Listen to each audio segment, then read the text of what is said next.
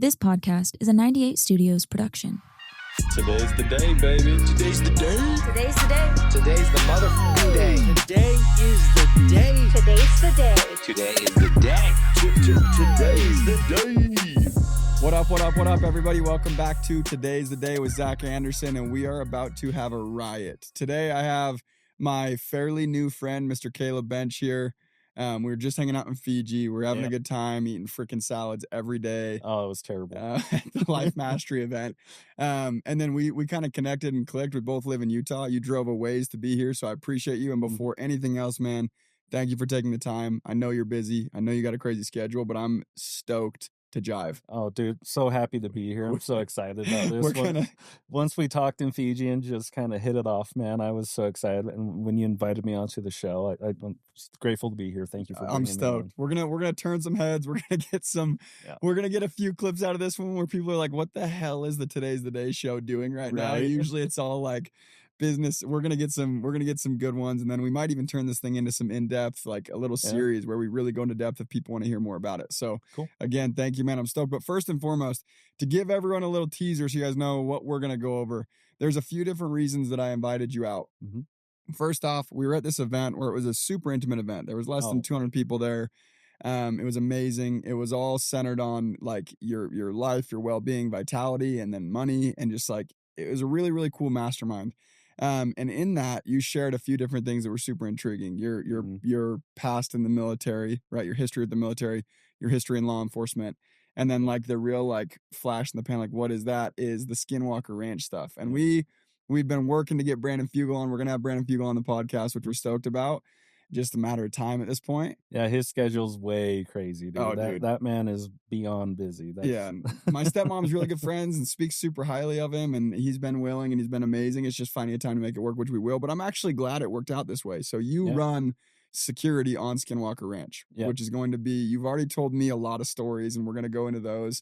And then honestly, just your advice, because you also had some really good moments. I got some insight as to like the advice that you have in life from what you've already done, and it's super, super cool. And I think people could pull from that. And I'm all about finding potential mentors for people on this show. Like who can you look up to? Who can you pull little bits of knowledge from? And you're definitely one of those people. So I'm stoked to have you, bro. We're gonna have some fun. You got a new brand coming out. There's a lot of fun stuff to go chat about. So I think before any of it, bro, right now you live in Roosevelt. So if anyone's from Utah, you guys know Roosevelt is like, you're in the boonies basically. Oh my Utah. gosh, dude. That's being nice. Yeah, that's being nice. We're straight oil field. It is desert, you know. I kind of joke it's like St. George, but colder. Yep, it is. You got the Mesa, the Red Rock, all that good stuff, but lots of good people out there. Yep. You know, salt of the earth, oil field workers. I believe it. They're my favorite Utah people. Oh, yeah. My favorite. But give us the background real quick. Where are you from? Where did you grow up? What was the family dynamic when you grew up? How did you end up in the military? And then so on and so forth. But like, just give us like the broad view of when you were younger. So I grew up in southeast Idaho. So about 3 hours north of here in a little place called Pingree, Idaho, outside of Blackfoot, Idaho. Okay. So, yes, I'm a farm kid. Yes, my family does potatoes, all that good stuff. So I grew up eating beef and potatoes, man. Went to a place called Snake River High School, played football, did kind of all the generic sports that you can think of. Yep. And then joined the Marines out of high school as a reservist on tanks because I was playing football and rugby at Utah State. Cool. So yeah, my family dynamic was I got 2 brothers, mom and dad. Mom and dad, it was pretty rough growing up. My dad was just, very stubborn. Mm-hmm. I got a lot of stuff that I realized later in life, like his entrepreneurial side, his no one's going to tell me what to do side. Yeah. Very headstrong, and mom and dad just butted heads a lot, and there were things there that were hard for me. But they ended up getting a divorce. And I remember when my dad walked in, I just got back from basic training. Okay. And I'm sleeping in bed and my dad walks in. He's like, "Oh, by the way, your mom and I got a divorce." And I was like, finally. Yeah. Because it was like one of those things where. So you were anticipating it. Or yeah. more so even like waiting for it to happen. And yeah. Got it. And it was one of those things like looking back, this is one of those things where when you look back at things, it's kind of interesting, the story. Yeah. Right. And that's one of those things where looking at that dynamic between mom and dad, that's what helped me and my brothers come closer, I think. Yeah. Because it was us three. Yeah. And, You anytime had each other's backs. You lean on each other a lot. Oh, yeah. And, obviously we're brothers. We rag on each other, make, rough house and all that good stuff. But it's like whenever we went on family trips, we knew coming home was going to be a fight with mom and dad. And we'd just be like, Here we go. Here we go again. But that's fine. And it was one of those things that, I obviously kind of grew up in the LDS culture. But me and my brothers, so my dad actually took himself off the records of the church when I was very young. Got it. So we grew up around it, but we weren't in it. Yeah. Right? Yeah. We were kind of the black sheep of the family, if you will. Mm-hmm. And it was one of those things like later, after my dad passed away, I was like 24 and he was 45. Mm-hmm. Passed away from cancer. And it was one of those things that really hit me because I didn't have what I thought was a good relationship with him. And you're sitting there kind of like, oh, I'm going to have more time to patch this up. Yeah. So that was one of those hard things of, no, you don't. You never know. Yeah. Hard lesson, right? But a super important lesson. Yeah. And like it goes along with the theme of the show. The name of the show is Today is the Day. Yeah. And the whole point of that is because tomorrow might not happen. Yesterday already did happen. Today's kind of really all you got, actually. Yep. And I think I'm sorry to hear that's tough, but that's a really important lesson. Oh, yeah. Really, really. Well, and that's kind of where my story, I think, really kind of takes off because, you're going to probably get me crying on this. So really rough time in my life when I look back. Like, yeah, I had a lot of friends. I was partying, kind of doing that scene, between the Marines and college, and I was in the fraternity up there. So I was having a lot of fun, but I wasn't happy. Mm. And I think this is one of those common stories you hear, especially the last 15 years, is you get into this culture of, today we party and who cares about tomorrow kind of thing, if you will. And we just start, and I just get to this point where dad dies. I actually dropped out of school. I had like a semester and I'd had like 2 college degrees and like 4 minors. But I was like, what's the point? None of it made sense. Because you always hear you're supposed to go to college and become so much more, be smarter, be more intelligent. But I didn't feel like that. I didn't feel like I'd gained any knowledge or anything that would have helped me in life. It was just like talking points. Yeah. And so my dad at that point, he was running this company with my 2 brothers.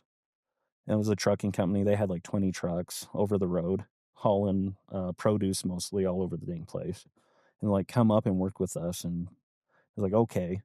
And I kind of looked at it like, okay, I'm sick of spending money. Why not start making some? And then maybe patch this up with my dad kind of mentality too. And how old were you at that point? Oh, like 23. Like 23. So the year before he passed away, roughly. Yeah. Got it. And he was actually encouraging you to step away from school and go do that. And Mm-hmm. Got it. Okay. Yeah. And that was his dream, was to build like a family business and get like 100 trucks and, be able to take care of everybody. See all 3 of us in business together. And, I was like, all right, but it was just a change of pace. Yeah. Really at the end of the day. Yeah. And so he ends up passing away in January of 2013. And so, and I was dating this girl, who's now my wife at that point. And, there was this total culture shock for her because she went on an LDS mission. She was straight shooter. Yeah. I'm still like, how the hell I how'd you pull that one off? Yeah. Oh yeah. And like so I met her in October of 2012.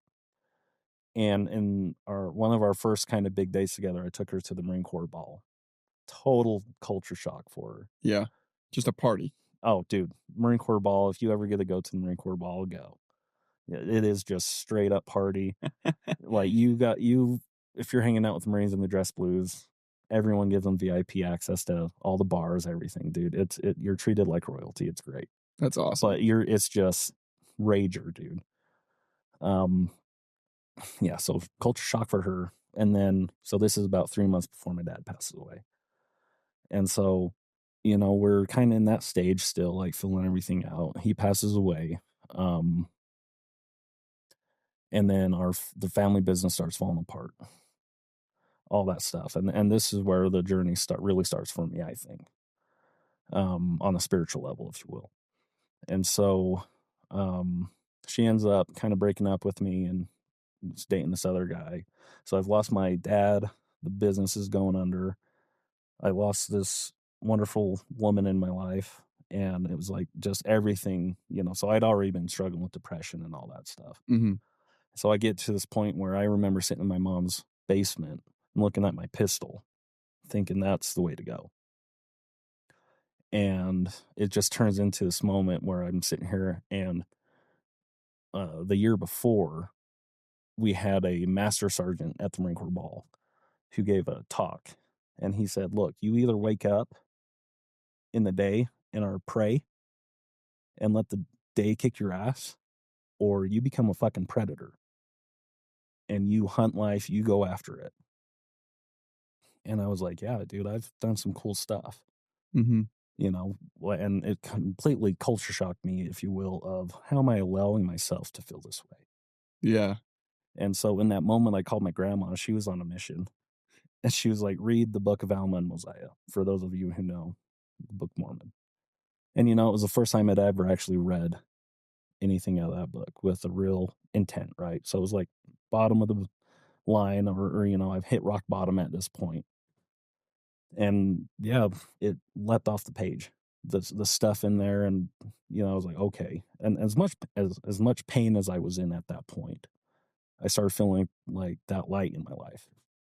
Like hope. Yeah. Hope. And then going, okay, there is something else. Mm. You know, there is something to this. Yeah. And then this is where one of the more powerful things that's ever happened in my life happens. It's November, a couple months later. And I go to the temple for the first time in my life. But I'm on like a limited use. I've never been there before. You know, I'm still like this. I have no idea what's going on, but we're doing baptisms for the dead. Yeah. If yes, sir. You're familiar with all this. Yeah. But this is where it gets nuts.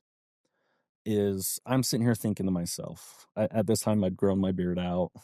I have my tattoos. I've been living a pretty riotous life, if you will. Yeah. And I'm sitting here going, if this is the place that we're told Christ can come, and it's like the holy place on the planet right now, I have no business being in this building, is what I felt like. Mm-hmm. Right? Yeah. And so I'm sitting here going, oh crap, man, I'm going to walk in here and someone's going to come here and be like, that's the guy, get him out. Right? Yeah. And so and I called one guy before going. He was kind of my mentor at that point, if you will. He was an older gentleman, kind of lived the way I did when he was younger. Mm. And he was on the airplane going to Texas for a business thing. And there's a really cool part about that I found out later. And he's like, you're fine. Go. Just enjoy the experience. You're fine. Don't worry about it. But I still continue with these thoughts of I can't be here. Mm. I shouldn't be here. Like while you're there, or while you're got it. Like before I go, the whole day. Yeah. Right. And then the car ride up, everything. And I get there and we change over. We get on our little, the little white suits that you go get dunked in.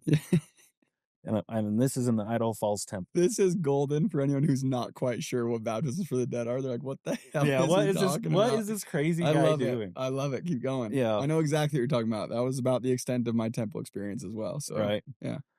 And so I walk in, and this is Idaho Falls Temple. So we walk in and into the font where they do this. And there's this guy sitting in the corner, blue suit, completely out of place because everybody else is in their white stuff, right? And he locks on to me right when I walk in. And Which is probably the last thing you wanted to have happen too. Dude, instantly. You're like, just don't notice me, anybody, and I'll be fine. I'll get out in, I'll get out. Don't notice me. Yep. I was like, and that's my first thought was, that's the dude. He's the one kicking me out of here. He's going to come in and be like, he can't be here. Yeah. And so I was kind of like hiding behind some other people in the group, You're not very easy to hide, by the way. So I know. It was, I know. Okay, keep I was going. like, it's an exercise in futility, if you Yeah. will. And so, 2 or 3 groups go before us. And, they do 10 names. It's pretty methodic. It's what they do every day. This is everyday business. It's finally my turn, and the kid that's with me, I'm the one being dunked because at that point I don't have like the priesthood and all that stuff, right? And we do like 5 names, 5, 6 names. Mhm. And I pop up out of the water. I'm like, can't see nothing. I look up and there's this guy standing over me, holding onto the railing of the font. And he's like, Brother Bench, this is where you're supposed to be. You need to keep going down the path that you're on right now. And everyone, Christ knows you're here. In the name of Jesus Christ, amen. Walks out the door. Wow. And I'm sitting here going, what just happened? I still remember, like, I wish I could take what I remember in my head and put it in your head. Like, I still remember all these people sitting in this room and their eyes are about this wide. Because that's not common. Oh, hell no. Yeah. And honestly, I've not really told this story very often, but in the last year or two, I've kind of got that message, if you will. I need to start sharing more. Mm-hmm.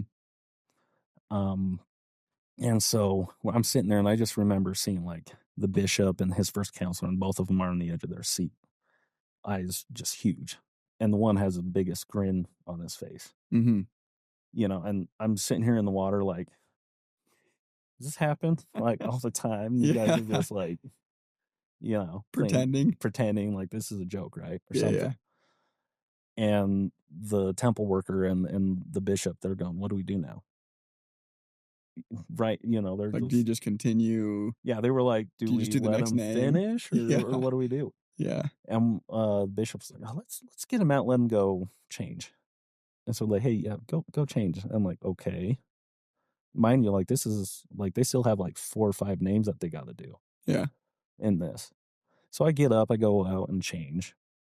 Yeah, I guess I had someone else do it, and so I come out and I'm sitting in a little chair like this in this hallway. And it's like there's like 4 hallways all meeting at this one spot. And there's all these people just keep coming in, like poking their head around the corner and just talking, I'm like, what the hell is going on? Yeah. My bishop comes up to me. He's like, have you ever seen that guy before? I was like, no, I've never seen this man before in my life who had gave that message to me. And he was like, I've been asking around. That's the second counselor of the temple presidency. And he'd been sitting there for 3 hours waiting. And, these guys they're busy. Like, I guess they only come down and check things like this for 10 to 15 minutes a month. Yeah. Just to make sure everything's running right. Yeah.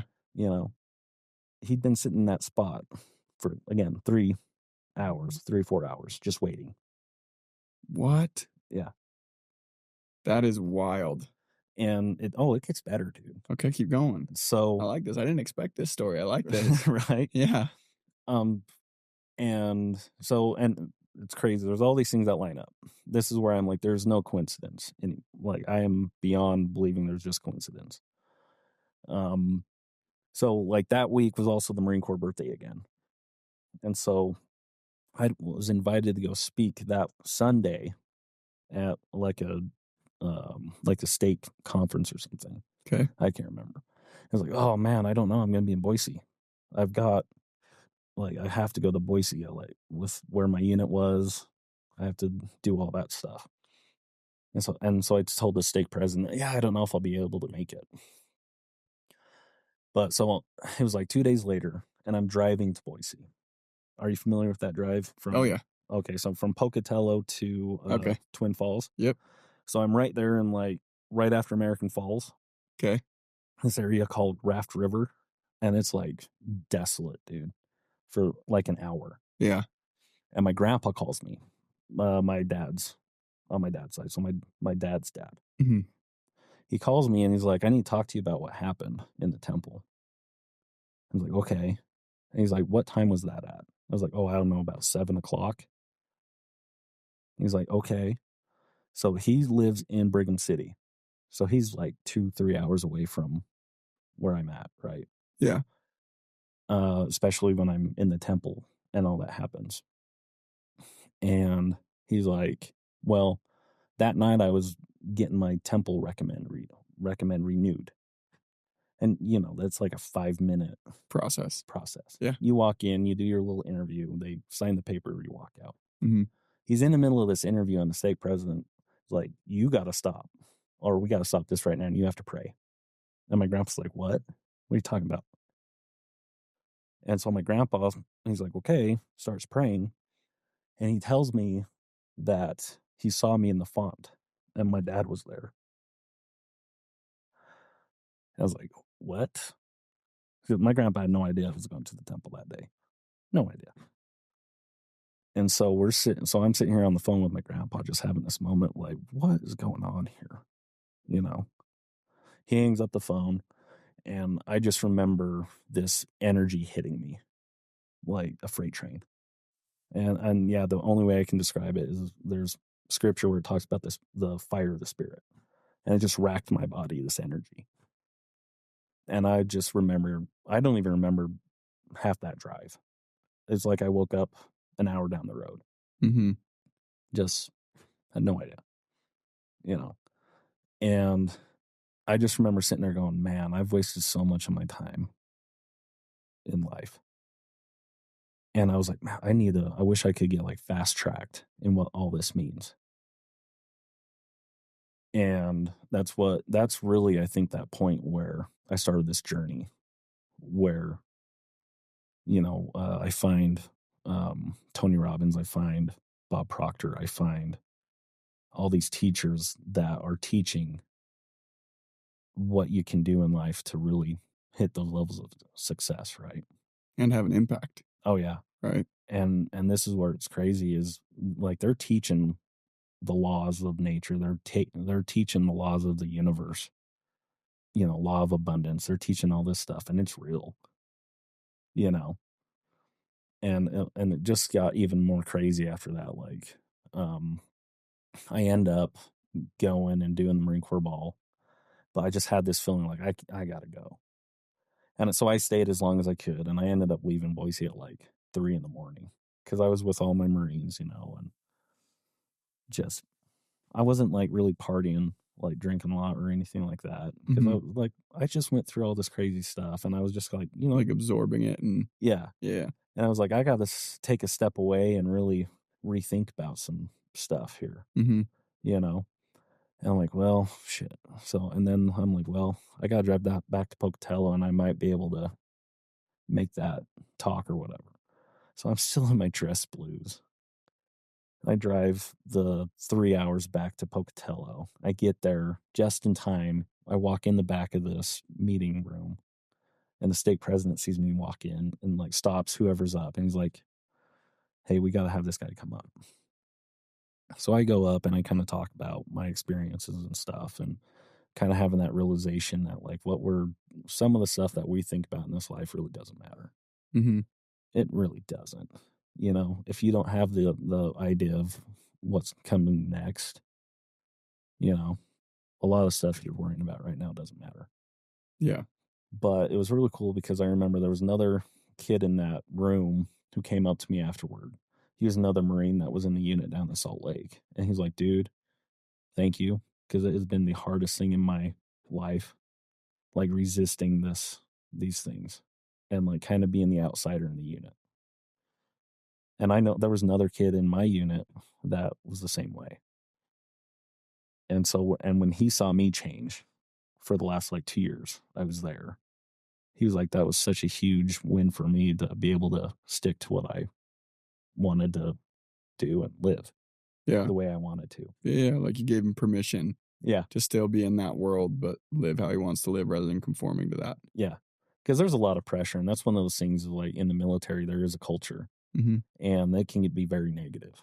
And it's how it is, you know, it's kind of a natural thing that happens in that environment. Yeah. You know. So, dude, that's crazy. So it sounds like, first and foremost, I love hearing people's stories because it's like, I think the most important thing is then it's like, oh, bro, so many things start to make sense. And also you realize there's actually patterns in most people's stories. Oh, Most yeah. people go through these peaks and valleys, and the valleys is when they go have the most growth if they allow it. Yeah. And like there's usually like these catalyst moments in people's lives where it's like, wow, that probably really, really sucked in the moment, or was extremely unpleasant, I should probably say, Oh, yeah. but is such a massive factor for why you've done what you've done. And that was all your mid-20s, right? Oh, yeah. 20s into that was early 30s, all, maybe, yeah. right? Which is amazing. And then it's like, so there's a few things that stood out in that. First and foremost, how freaking cool that you had, I guess, 2 mentors in that moment when you first sat down and you had these thoughts like, oh, maybe it'd be easier if I wasn't here. Maybe that would Yeah. be better. And first you have the mentor of I forget exactly what their role was, but they went and gave the speech where it's like, hey, you can either be Yeah. predator or prey, and it's totally up to you. And basically to me, what that means is, dude, you control your life. Like you control your reality. If you grab it by the reins and you decide to go control it, you control it. And Yep. if you choose to let everything happen by happenstance, you'll go get what you get. Yeah. And then how cool of your grandma to go and have, whether it's religious text or whatever, but just a place to go to find the answers you're looking for and to recommend you to go get those answers. That was really cool. And then it goes on and on and on. And like the spiritual stuff is the most exciting to talk about because it's you can't explain it. No. Right? You can't explain it, but there's such a massive, there's a reason it's so impactful. It's because there's no logic or reason behind it. It's just like it is literally proof. And for you, it sounds like that's the way you took it, that somebody's watching out for you and like you have a greater purpose, which once you discover that, again, recapping what I'm understanding from what you're saying, all the other stuff down here, not that deep. Yeah. Right? Like, and it's really like, go have a positive impact. Mm-hmm. Go and figure out what that meaning is that you're supposed to be living, that you have, and like that whatever you're supposed to be doing here, try and figure that out and try and execute on it, right? And it gives you so much more purpose. Oh yeah, and it's those things like everyone goes through hard stuff. Yeah. Right? Especially like through the lens of their own life. Yep. They're going through the hardest things. And it's you have that choice of, okay, what can I learn from this? Yeah. And how can this make me a better person and become the person I really want to be? Or you let it trash you. Yep. Right? Yep. And that's where like it just continued, dude. The experiences and the growth that happened. Yeah. Like one of the crazy things again is that the gentleman on the airplane, he was sitting next to a guy that was his business competitor, essentially. Both of these guys run big construction companies up in Idaho. Okay. And they're like main competitors. They do not like each other. Mm-hmm. And my mentor comes to me like 2 weeks later and he's like, I got something I need to share with you. I was like, okay. He's like, the guy that was sitting next to me tells me their background and is like, he hears a conversation that he's having with me on the phone. So his competitor's like kind of listening, kind of eavesdropping. And it's just funny that they ended up in the seats next to each other on this airplane. Yeah. But the guys, trying to be cordial. They're like, we're going to have like 2 hours on this airplane, Yeah, you got to be somewhat cool. So, yeah. Yeah. And they start having this conversation about the church stuff. And the kids like, one's Gail Lim and then my mentor's Delwyn. So easier for me to use their name. So Delwyn's sitting there and Gail asks him, sounds like that's someone in the church or something. And Delwyn's like, yeah, there's this kid kind of coming back. He's gone through like losing his dad and he's finding his faith again. Really cool stuff going on for him. Going to the temple for the first time. And Delwyn doesn't know what happens in the temple for like a week or two until he comes back. Mm-hmm. But Gail asked him, oh, who is it? And Delwyn tells him who I am and who my parents are. And Gail's sitting there going, wait. Steph and Doug are his parents. Grew up in Pingree and stuff. And Delwyn's like, yeah. Gail was the bishop when my dad took his name off the church records and basically fell away from the church. And so him hearing that was like, what? Yeah. Like, that's cool. So, and Gail was like, I've always hoped for that family or like prayed for him. Wow. Like he remembers me being a little kid in church and being my bishop and all that stuff. I have no idea who this. Yeah. Yeah. I don't remember him. And that ended up being the first time those two could have a conversation and like connected. And then they realized there was something more important than business competition. Yeah. Wow. And so it was just that butterfly effect that whenever you do something and make a decision, you don't know how it's going to affect people down the road Mm-hmm. or who it's affecting in ways that you can't even imagine. Yeah. Dude, that's so wild. So I have a couple questions for you then before we go unpack the next chapter. Cause Yeah. like that was like the lead up and then the starting point to your new life. But that's all part of like a Mhm. very, very important lead up and rebirth or whatever you call it. Like Yeah. just transition into your now current life, right? Mhm. Like, and my question for you is I have a few, but first and foremost, from that moment to go back to, I'm sorry to keep going back to this moment, but I think it's you're such good. an important topic. And there's so many people that struggle with depression Oh, yeah. and feeling like there's no option. And in high school, that was like a really big initiative of mine. I was part of this like suicide prevention group and Mhm. everything like that. And you go realize like how common that actually is. Oh, yeah. And it's it's devastating. And like to understand that people legitimately not only get those thoughts and feel like that's an option, but then they actually follow through. It's extremely, it's like literally they don't have a single teeny bit of hope that anything is going to get better. Yeah. What advice do you have for somebody who's in that spot or has ever been to that spot or even flirts with the line of that spot or even struggles a little bit just being depressed? Like, what advice do you have having been down there and then come out on the other side of it? Mhm. One of the big things is realize that there is a war going on. And the side that is telling you that in your head and through other people in your life isn't the good side. And you can find people who are antithesis to that and go and be with those people. You know, don't be by yourself. Don't beat yourself up. Like, go find good people to be around. And you know, and then obviously, like, I think parts of it, like, do things to make yourself physically feel better.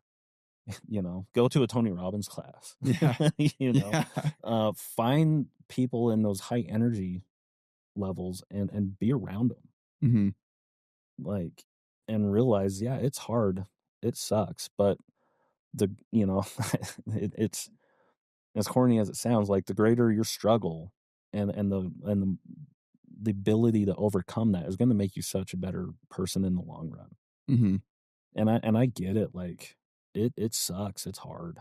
Mm-hmm. You know, and that darkness, that energy, it's not a easy place to get out of. I understand that. Yeah. And you know, that's where read good books, listen to good music, like do anything that helps you feel better. Mm-hmm. And find people who you can have that conversation with. Yeah. And put that trust in them too. 100%. You know, the people love you and want you to be here. Mm-hmm. You know, going down that road, I don't and that's, you know, later on as an officer, I've seen way more than I've cared to share. Yeah. In that regard. Yeah. And, you know, because it's like I've shown up and helped pick up that mess. Mm-hmm. I think it's such good advice. I think it's such good advice. Get around the right people, consume the right things. Mm-hmm. And then I even love where you said, like, do something that makes your body feel good because there is literal chemical reactions that happen when your body's moving. Yeah. Like your physiology dictates so much of your psychology. Oh yeah. And like we learned so much of that with Tony Robbins. That's all we and these do other for guys. 12 hours a day. And it's like, and then it's like, okay, I get it now. Okay, I get it. Yep. But it's like literally go do anything. Go run until you puke. Go lift. Go on a walk. There was like, the one study that they've been talking about where it's like, even if you don't feel like it, put the biggest cheese-eating grin on your face and go stare in the mirror for 20 minutes. Yep.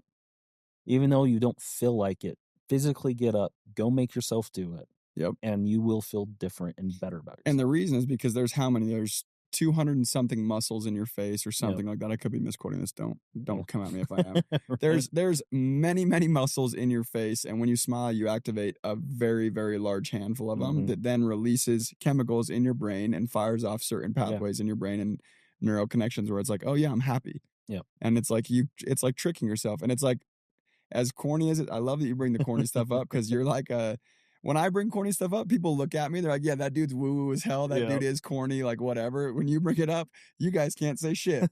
So I'm going to let him say the corny stuff and then I'll back him up. Well, it's funny because it's true, though. All that corny stuff, It's true. It's true. It's true. And it's at Fiji there was that colonic stuff, Oh, there's a spot in Orem. right? Yeah. And but the conversations, people were like uncomfortable with it, and I was just like, get over yourself. Yeah. That is one of the biggest. At the end of the day, you're your biggest critic. You're your biggest bump in the road. Yeah. It's like, get over yourself. Yeah.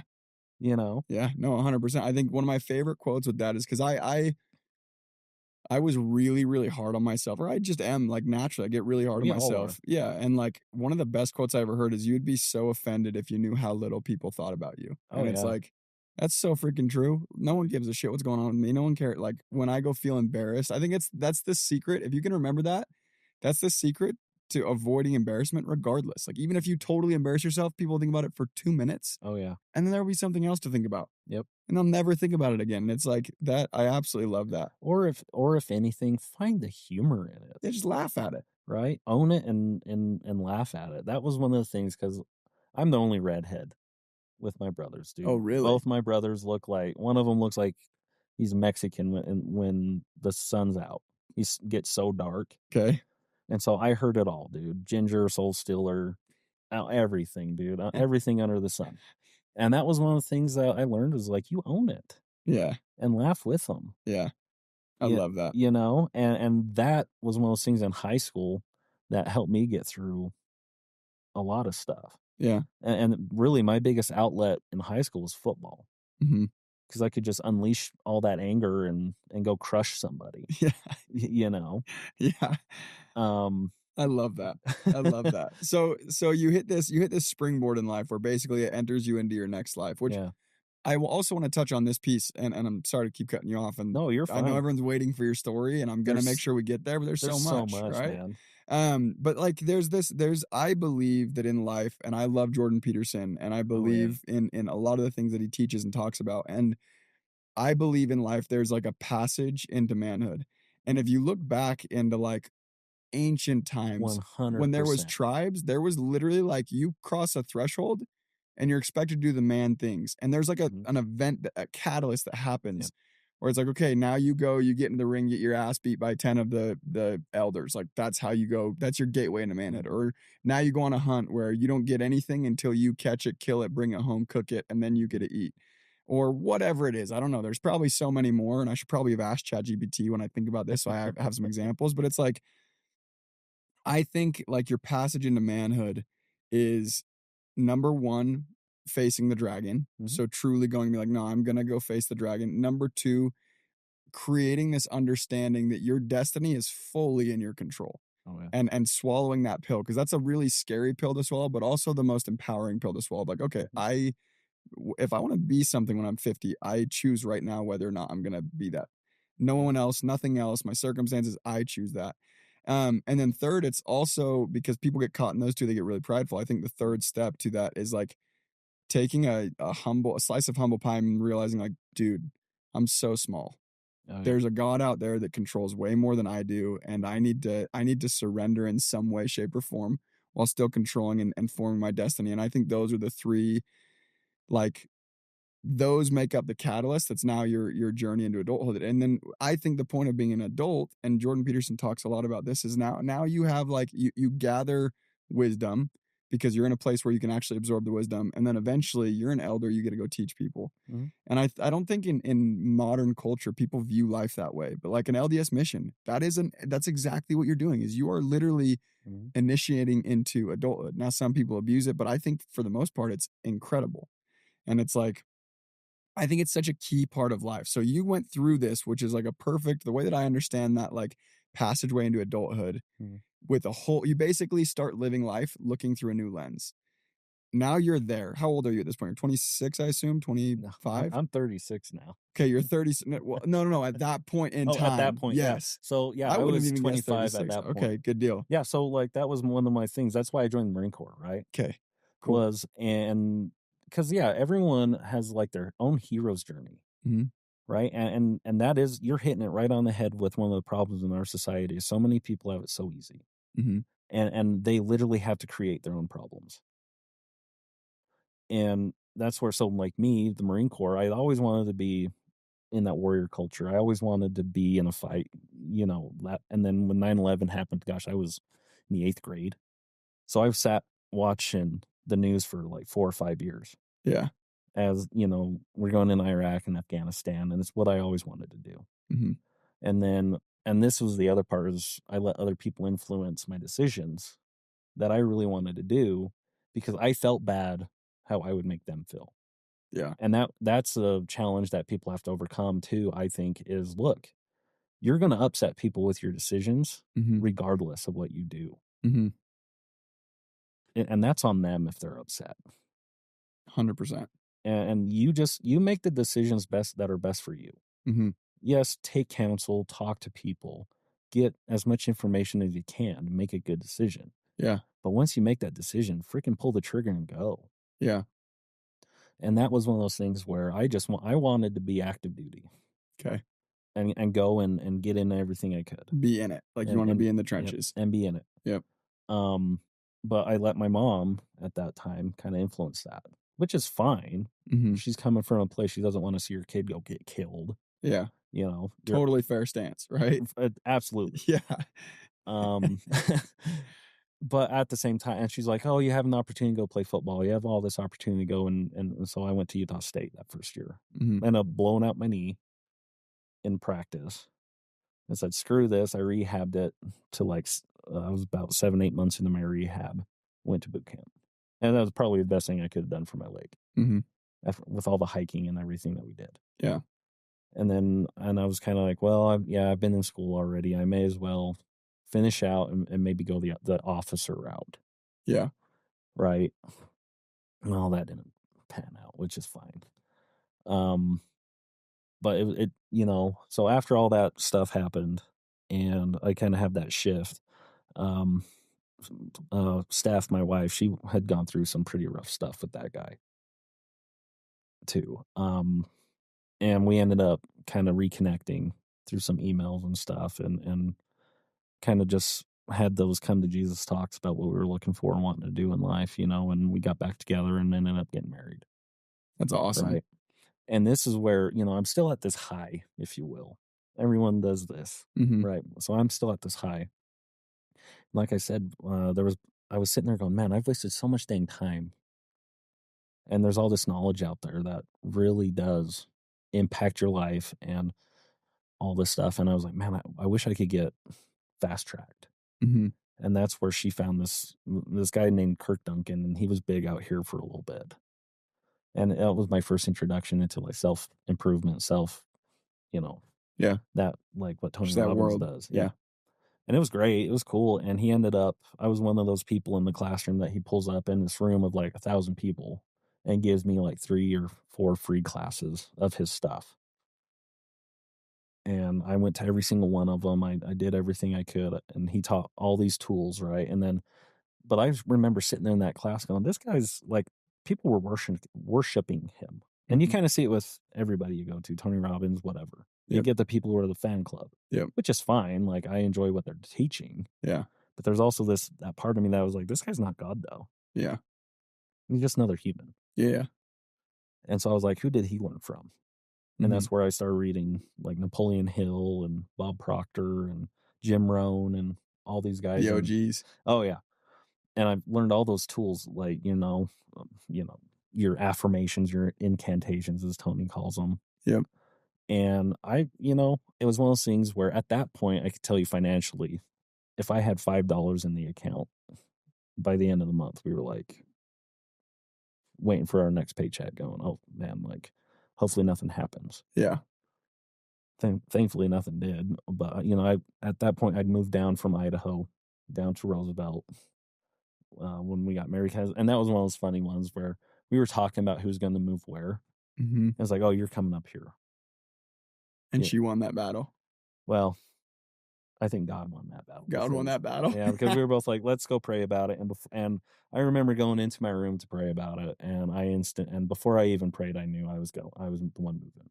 Yeah. There you go. And so the next day I went to call her and she was scared. She's like, I was like, I already know I'm supposed to come down there.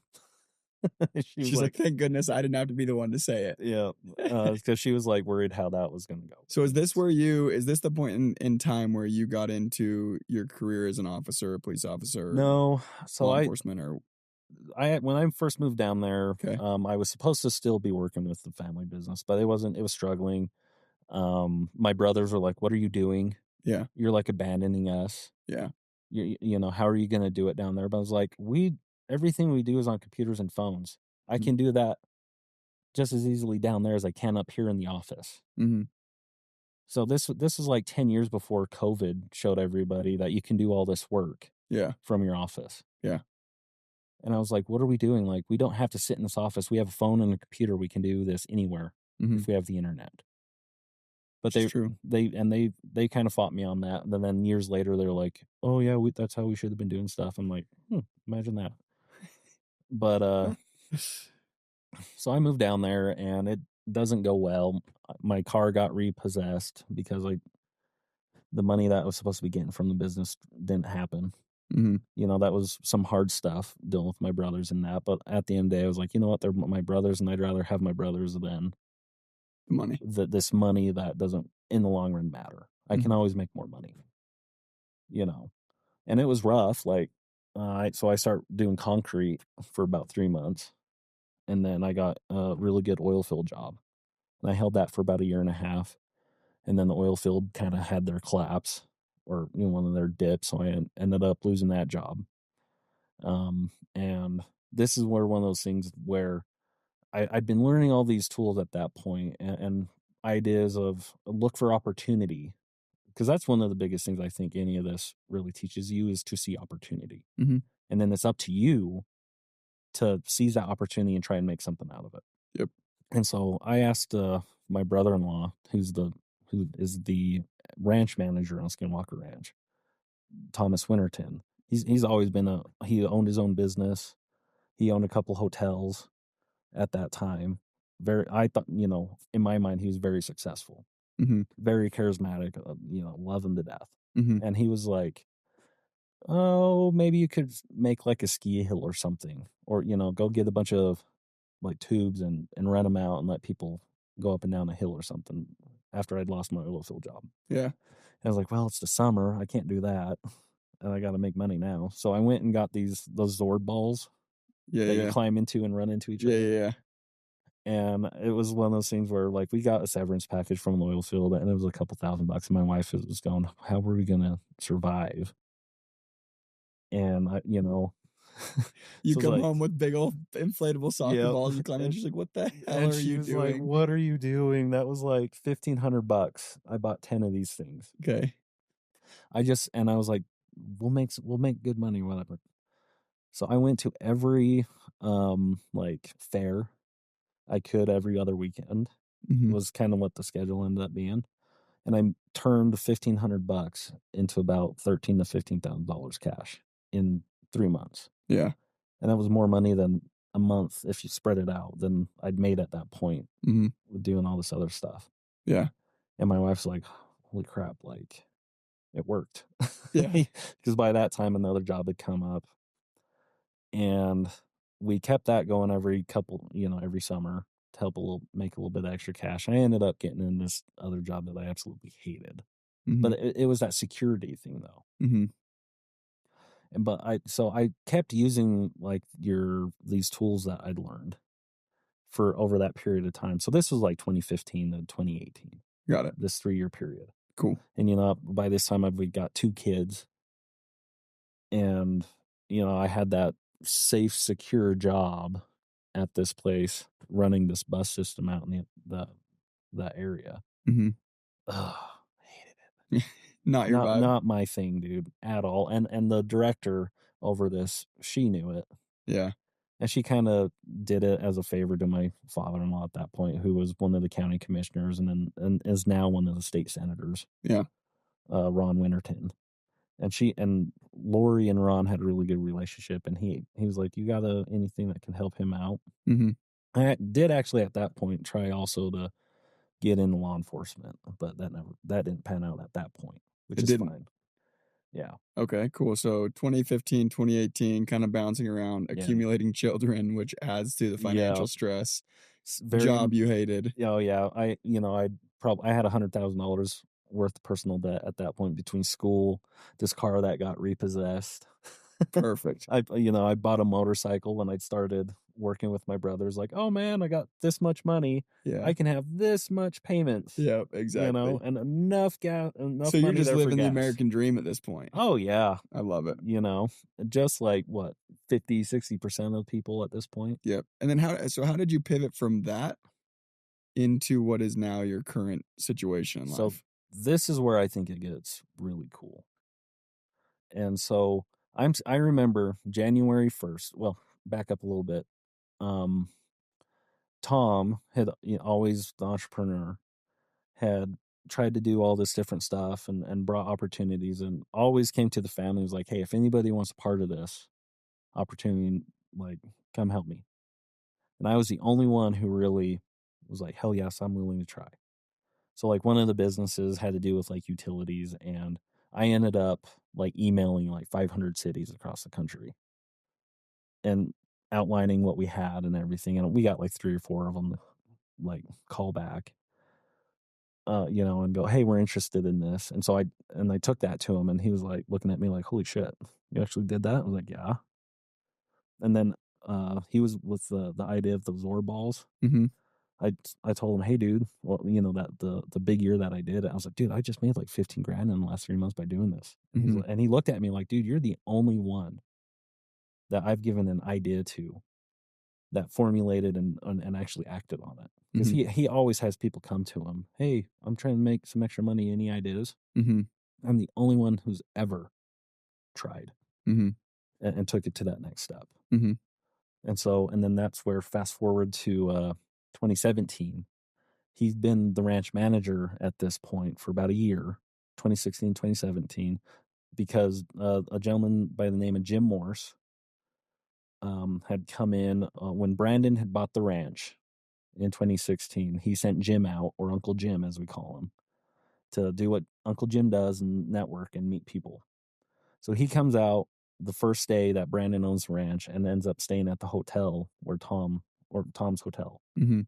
And doing what Jim does, he went and found Tom, the owner, mm-hmm. and just started talking to him. And he's like, yeah, I'm out here representing the individual who owns this property now, and there's a lot of work that needs to be done. Do you know any good contractors? And Tom at that point was like, oh, I have my contractor's license. What do you need? And where is this place? Yeah. And Jim's like, oh, it's this place called Skinwalker Ranch. And Tom, being a local boy, is like, heck yeah. Yeah. I can do all that. Yeah. And Jim's like, oh, great. And like brings him out, and Tom hangs out with Jim for like the next 2 weeks. Out here meeting Brandon, meeting all these people out here, because Jim represented a lot of connections to a lot of people that any small business guy like Tom sees that and goes, oh, this is a way to maybe get more business. Mm-hmm. Right.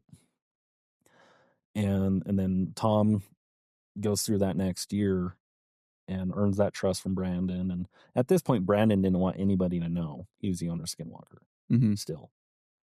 And so fast forward to 2017 now, October, Halloween's coming up, and Tom is seeing that there's all these people saying, oh, they're going to come out to the ranch to sneak on. Brandon's like, calls him, is like, hey, do you know anybody who could help with security? And Tom's like, oh yeah, my brother-in-law's a big dude, he's in the Marines. And Brandon's like, does he own black? And he's like, yeah, if not, I'm sure he can get black clothes or whatever. Yeah. And Brandon's like, great, bring him out if he's willing to do it. So that was my job interview. There you go. Do you have black clothes? Yeah, to be security on Skinwalker. And so my first day, no shit, was Halloween 2017.